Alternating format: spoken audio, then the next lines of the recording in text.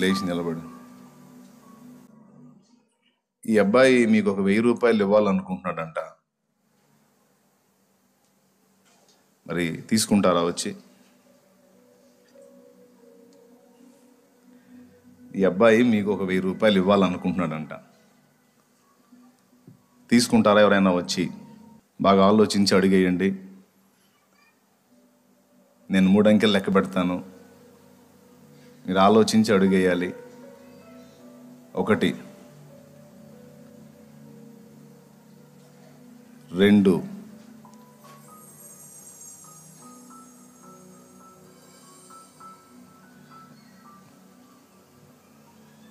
తీసుకుంటావా? ఇవ్వు. చూపించురా. ఓకేనా? తీసుకో. దేవుడు నిన్ను దీవించుగాక. పడుకోబో. ఇంతమంది ఉన్నారు. ఆ ఒకడు లేచాడు, మరొక ఆయన చెయ్యెత్తాడు. అన్న సెకండ్ హాఫ్ చెయ్యెత్తాడు, ఫస్ట్ ఆయన లేచాడు. ఇంతమంది ఉన్నారు కదా, 1000 రూపాయలు ఊరకు వస్తాయా? ఎందుకని రాలేదు అందరూ?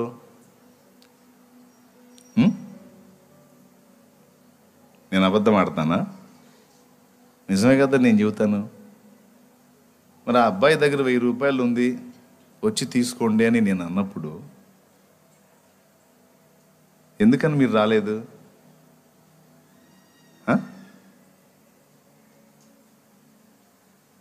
చూడండి, కళ్ళ ముందు కనబడుతున్న మనిషిని నేను ఇస్తాను అని చెబితేనే నమ్మటం మీ చేతగాల.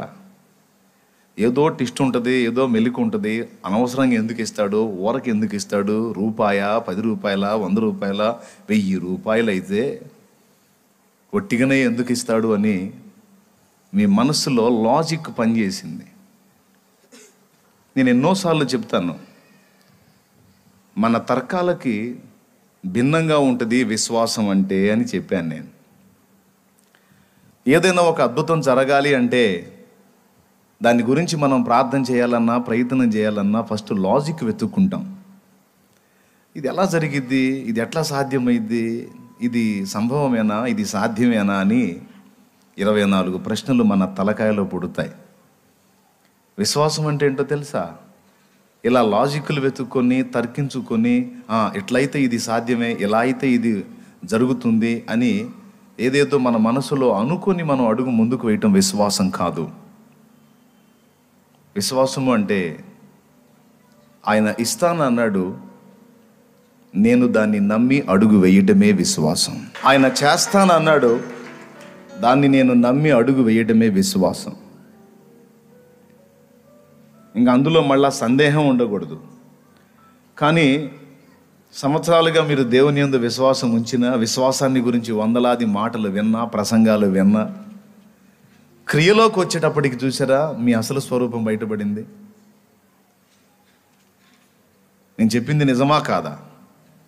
ఎందుకని మీరు లేవలేదు? ఇంతమంది ఉన్నారు కదా, అందరూ పరిగెత్తుకొని రావాలి కదా, నేనంటే నేను అని. కానీ రాలా. ఎందుకు? ఏమో కారణం, ఏమో ఎందుకు రమ్మన్నాడో, ఏముందో అందులో. పోతే బకరా అవుతామేమో, పోతే వెర్రిమాలోకాలు అయిపోతామేమో, సిగ్గుపడాల్సి వస్తుందేమో.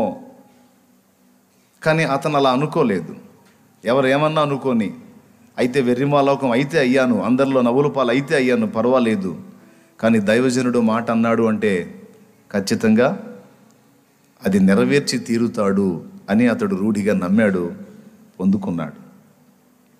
1000 ఒక్కటే కాదు, 1000తో పాటు విశ్వాసానికి తగిన ఆశీర్వాదం, ఫలితం కూడా ఆయన, ఆ దీవెన కూడా పొందాడు. ఇప్పుడు తన విశ్వాసాన్ని వ్యక్తపరిచి విశ్వాసులకు దేవుడిచ్చే ఆశీర్వాదం కూడా ఈవేళ ఆయన పొందాడు. 2 దీవెనలు వచ్చినాయి ఆయనకి. ఎప్పుడు కూడా దేవుని కార్యాలను సందేహించకూడదు. దేవుని దగ్గరకు వచ్చి ఒక విజ్ఞాపన మనం సమర్పించినప్పుడు, ఒక విషయంలో మనం ఆశ కలిగి ఉన్నప్పుడు, దేవుడు దానికి ఎలా పరిష్కారం చూపుతాడు, ఎలా జవాబిస్తాడు అనే లాజిక్లు వెతకూడదు. దేవుణ్ణి నేను అడిగాను, ఆయన దాన్ని ఎలాగైనా సాధ్యపరచగల సమర్థుడు అని నమ్మాలి. దేవుణ్ణి నేను అడిగాను, ఆయన్ని నమ్మాను, ఆయన యందు నేను ఉంచిన విశ్వాసం నన్ను సిగ్గుపరచదు అని నమ్మాలి.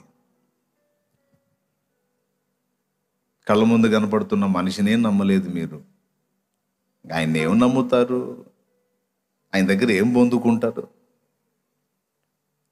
ఎన్నోసార్లు దేవుని ఎన్నో అద్భుతాలు ఇందాక నేను చెప్పినట్టు కుప్పలు తెప్పలుగా ఆయన యొద్ద ఉన్నాయి, కానీ వాటిని స్వతంత్రించుకునే విశ్వాసము చాలామందిలో లేనందున, అది అడుగంటి ఉన్నందున చాలామంది ఏమీ పొందలేకపోతున్నారు. ఒక్కసారి నేను చెప్పింది మళ్ళీ ఆలోచించుకొని చూడండి. ఇది మీరు సిగ్గుపడే విషయం. ఓకే, ఇంకొకటి కూడా చెప్తా. మీలో అసలు ఈరోజు కనీసం 100 రూపాయలు చేతిలో లేని వాళ్ళు కూడా ఉన్నారు, బహు అక్కర కలిగి ఉన్నోళ్ళు కూడా ఉన్నారు, చాలా అవసరత కలిగి ఉన్నోళ్ళు కూడా ఉన్నారు, కానీ ధైర్యం చేయలేకపోయారు. ఇంకెన్నడూ అలా ఉండొద్దు. సరి చేసుకొని మనుషుల్ని పక్కన పెడితే అసలు నన్నే అనుమానించాలి, కానీ సేవకుణ్ణి గనుక నన్ను సందేహించడానికి వీల్లేదు. మనం మనుషుల్ని పక్కన పెట్టేసి అవసరమైతే, మనుషులు కొంతమంది నమ్మదగిన వారు ఉంటారు, నమ్మదగని వారు ఉంటారు, కానీ మన సృష్టికర్త అయిన దేవుడు నమ్మదగిన వాడు అని మనము నమ్మదగని వారమైనను ఆయన నమ్మదగిన వాడుగా ఉండును. ఒక్కటే మాట, నువ్వు ఎదుర్కొంటున్న ఏ విధమైన పరిస్థితులైనా వాటన్నిటినీ పరిష్కరించడానికి ఆయన సమర్థుడు. అంతే. ఆయన ఛేదించలేని రహస్యాలు ఏవీ లేవు, ఆయన ఛేదించలేని సమస్యలు, ఆయన పరిష్కరించలేని సమస్యలు ఏవీ లేవు, ఆయన బాగు చేయలేని సమస్యలు ఏవీ లేవు. కానీ ఫస్ట్ ఏం చేయాలి? నమ్మాలి. రెండవది అనుగ్రహించే దేవుని ఆశ్రయించాలి. ఆయన ఇచ్చే వాటిని విశ్వాసమును పాత్రతో స్వీకరించి సంతోషించాలి. పిలిచినవాడు, పెద్దగా చెప్పండి, పిలిచినవాడు. రైట్. ఇప్పుడు మొదటి పాఠం అయిపోయింది నేను చేసిన ఈ చర్యలో. ఇక ఇప్పుడు రెండవ పాఠం చెప్తా. ఆ పాఠం చెప్పడానికే ఈ పని చేశాను. రెండవ పాఠం ఏంటంటే, బైబిల్ గ్రంథంలో కొరింథీ పత్రికలో, మొదటి కొరింథీ పత్రికలో 12వ అధ్యాయం 7వ వచనం నుంచి మనం చదివితే, సంఘములో 9 కృపావరాలు ఒక్కనికే ఇవ్వలేదు, సంఘములో 9 కృపావరాలు ఒక్కనికే ఇవ్వలేదు, సంఘములో ఉన్న అనేకులకు అనేక వరములు పంచి ఇవ్వటం పరిశుద్ధాత్మ దేవుడు జరిగించాడు. నేనిప్పుడు సంఘానికి కాపరిగా ఉండి దేవుని వాక్యాన్ని ప్రకటిస్తున్నందున 9 కృపావరములు నాకే ఉన్నాయి అని నేను ఏనాడు అనుకోలేదు, ఏనాడు ప్రకటించను కూడా. Praise the lord. ఎందుకంటే అది వాక్య విరుద్ధం. వాక్యం ఏం చెప్తుంది? ఆ 7వ వచనం నుంచి చూస్తే, అయినను అందరి ప్రయోజనము నిమిత్తము ప్రతి వానికి ఆత్మ ప్రత్యక్షత అనుగ్రహించబడుతుంది. ఎలాగనగా ఒకనికి ఆత్మ మూలముగా బుద్ధివాక్యమును, మరి ఒకనికి ఆత్మను అనుసరించిన జ్ఞానవాక్యమును. చూడండి, ఒకనికి అన్నాడా, ఒక్కడికే అన్నీ అన్నాడా? అందరూ చెప్పాలి. ఒక్కొక్కడికి ఒక్కొక్కటి అన్నాడా, లేకపోతే ఒకనికి అన్ని వరాలు అన్నాడా? కొంతమందికి ఏమో బుద్ధివాక్యం, కొందరికి జ్ఞానవాక్యం, కొందరికి విశ్వాసమును వరము, మరి కొందరికి ఆత్మ వల్లనే స్వస్థపరచు వరములను, మరి ఒకనికి అద్భుత కార్యములను చేసే శక్తి, మరి ఒకనికి ఇంకొకటికి అద్భుత కార్యాలు చేసే శక్తి, మరి ఒకనికి ప్రవచన వరమును, మరొకనికి ప్రవచన వరము, మరి ఒకనికి ఆత్మల వివేచనయు, మరి ఒకనికి నానావిధ భాషలను, మరి ఒకనికి భాషల అర్థము చెప్పు శక్తియు అనుగ్రహింపబడి ఉన్నది. దేవునికి స్తోత్రం కలుగును గాక. హల్లెలూయా. ఇది ఒక ముఖ్యమైన మాట. దయచేసి దీన్ని తేలిగ్గా తీసుకోవద్దు, సీరియస్గా తీసుకొని గుర్తుపెట్టుకోండి. ఒక సంఘం ఉన్నప్పుడు సంఘానికి దేవుడు అనేక మంది వ్యక్తుల సమూహమే సంఘం కదా. సంఘానికి దేవుడు అనేక మంది పరిచారకులను నియమిస్తాడు. భక్తుడు పాడినట్టు, సంఘక్షేమాభివృద్ధికే పరిచర్య ధర్మము నియమించినావే. అదే కదా, అందరికీ ఒక్కటే పని నియమించలేదు, అందరికీ ఒక్కటే పని నియమించలేదు, ఒక్కనికే అన్ని పనులు నియమించలేదు దేవుడు. ఒక్కొక్కనికి ఒక్కొక్క పని పంచి పెట్టాడు.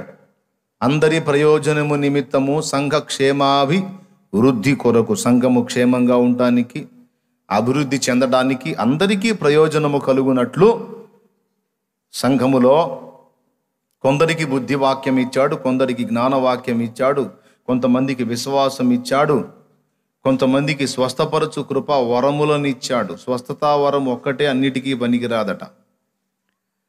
స్వస్థత పరిచేటువంటి ఈ వరము ఒకటి కాదు, స్వస్థత వరములను, స్వస్థపరచు కృప వరము అనలా, వరములు అన్నాడు. స్వస్థతలు రకాలు ఉన్నాయి. ప్రైజ్ ది లార్డ్, హల్లెలూయా. తెలుసా మీకు? శారీరక స్వస్థత, మానసిక స్వస్థత, ఆత్మీయ స్వస్థత, ఆత్మ సంబంధమైన రోగాలు ఉన్నాయి, మానసిక పరమైన రోగాలు ఉన్నాయి, శరీర రోగాలు ఉన్నాయి.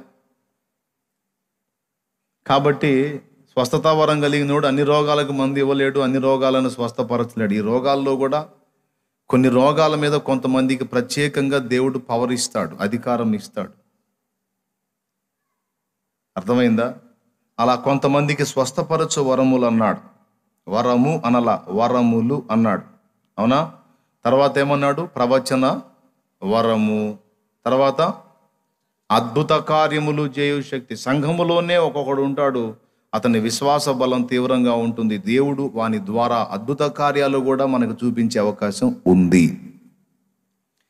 తర్వాత ఆత్మల వివేచన అనేటువంటి వరము. తర్వాత భాషలు మాట్లాడు శక్తియు, మాట్లాడిన భాషలకు అర్థం చెప్పే వరం మళ్ళీ ఒకటి ఉంది, అదొక వరం. భాషలో మాట్లాడుట అనేది ఒక కృపావరం అయితే, మాట్లాడిన భాషలకు అర్థం చెప్పుట అనేది మరొక కృపావరం. కొంతమంది భాషలు మాట్లాడతారు కానీ అర్థం తెలియదు వారికి. పౌలన్న అంటాడు, నీకు భాషలు మాట్లాడే వరం ఉంటే దాన్ని అర్థం చెప్పే శక్తి కొరకు ఆ వరం కోసం కూడా ప్రార్థన చేసుకో. దేవుని చిత్తమైతే దేవుడు ఇస్తాడు. అప్పుడు భాష మాట్లాడవచ్చు, నువ్వే అర్థం కూడా చెప్పవచ్చు. లేదు, సంఘములో కొందరు భాషలు మాట్లాడే వాళ్ళు ఉంటే కొందరు అర్థం చెప్పే శక్తి కొరకైనా ప్రార్థన చేయాలి. ఇట్లాగా 9 కృపా వరములు. ఈ 9 విధములైన వరములు ఒక్కనికే ఇస్తానని దేవుడు ఎక్కడా ఎప్పుడు చెప్పలా. సంఘము అని ఉన్నప్పుడు సంఘములో దేవుడు ఒక్కొక్కరికి వారి యొక్క ఏర్పాటును బట్టి, పిలుపును బట్టి, స్థితిగతులను బట్టి, వారి యొక్క అందుబాటు, దేవునికి వాడు ఉండేటువంటి సామీప్యాన్ని బట్టి, వాని పట్ల దేవునికి ఉన్న చిత్తము, ప్రణాళికను బట్టి ఒక్కొక్కరికి ఒక్కొక్క సామర్థ్యము దేవుడు అనుగ్రహించి ఉంచుతాడు. కానీ ఈనాటి సంఘములో ఒక గుడ్డితనం చెప్పనా? ఈనాటి సంఘంలో చాలా స్పష్టంగా బయటికి కనబడుతున్నటువంటి ఒక గుడ్డితనం. సంఘములో దేవుడు అన్ని వాక్యోపదేశకునికే ఇచ్చాడని అనేకులు నమ్ముట ఒక పొరపాటు విషయమై ఉన్నది. ఈ అంశం ఇలాగ చెప్పటం ద్వారా మీ ఎదుట ఒకవేళ నాకున్న ఆధిక్యతల్లో కొంత నేను తగ్గుతాననే భయం నాకు లేదు.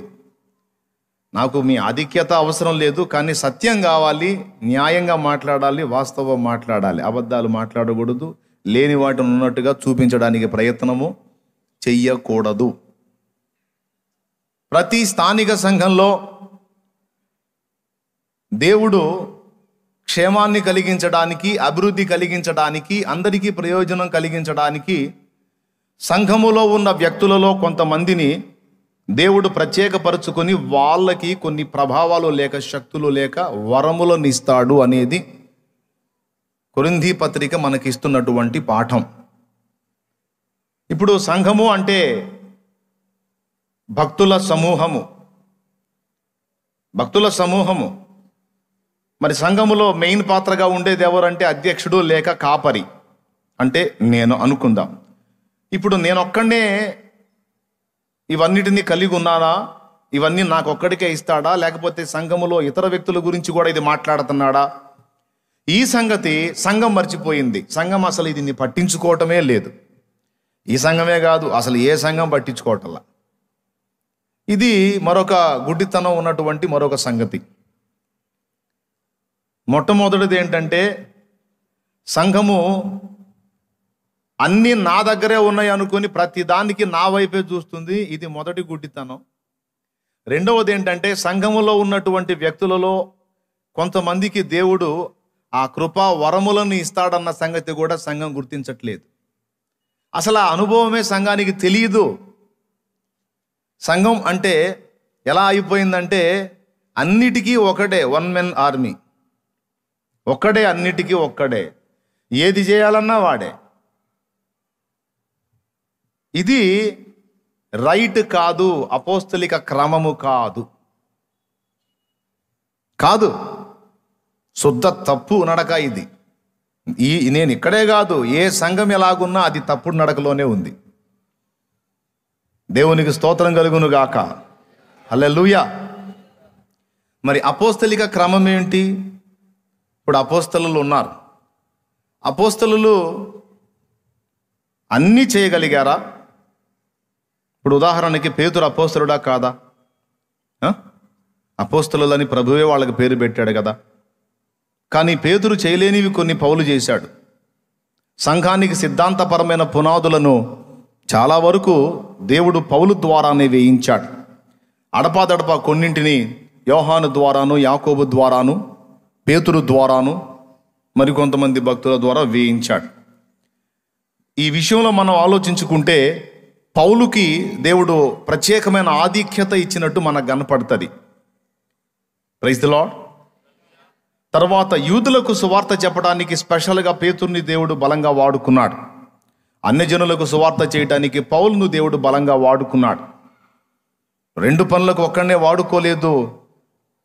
ఆ మాట పౌలే చెప్తున్నాడు గలతీ పత్రికలో 7వ వచనం. అయితే సున్నతి పొందిన వారికి బోధించుటకాయ్ సువార్త పేతురుకి ఎలాగో అప్పగింపబడెనో, సున్నతి పొందని వారికి బోధించుటకై నాకు అప్పగింపబడిన వారిని చూచినప్పుడు, తర్వాత చదువు. అనగా సున్నతి పొందిన వారికి అపోస్తలుడగుటకు పేతురుకు సామర్థ్యము కలుగు చేసిన వాడు. పేతురుకు ఒక సామర్థ్యం ఇచ్చాడట దేవుడు. సామర్థ్యము అంటే శక్తి లేక ఆ పనితనపు జ్ఞానం పేతురికి ఇచ్చాడంట. ఎక్కడిచ్చాడో తెలుసా?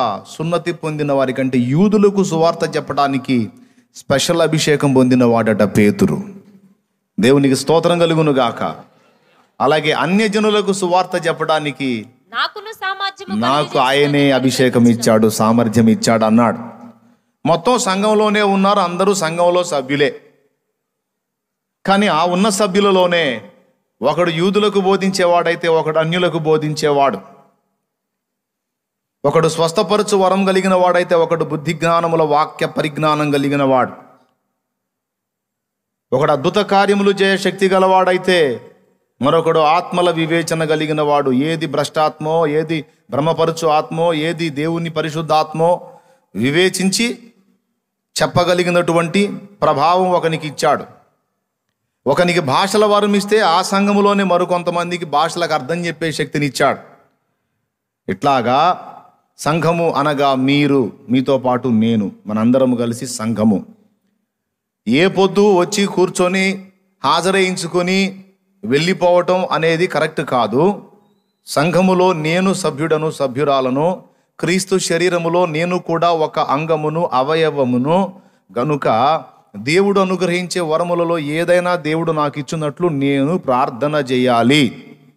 ఎందుకంటే సంఘక్షేమాభివృద్ధి కొరకు అన్నయ్య ఒక్కడు పాటుపడటం కాదు, శారీరకంగా నేనేదో పరిచర్య చేసి అన్నకు సహకరించడం కాదు, ఆత్మ సంబంధంగా నేను కూడా దేవుని వరమును పొంది అన్నకు నేను పరిచర్యలో సంఘమునకు ఉపకారిగా మారాలి, సంఘక్షేమ అభివృద్ధి కొరకు నేను పాటుపడాలి అని సంఘములో ఉన్న వ్యక్తులందరికీ కూడా ఈ విషయమై భారం ఉండాలి, దాని కొరకు ప్రార్థన ఉండాలి.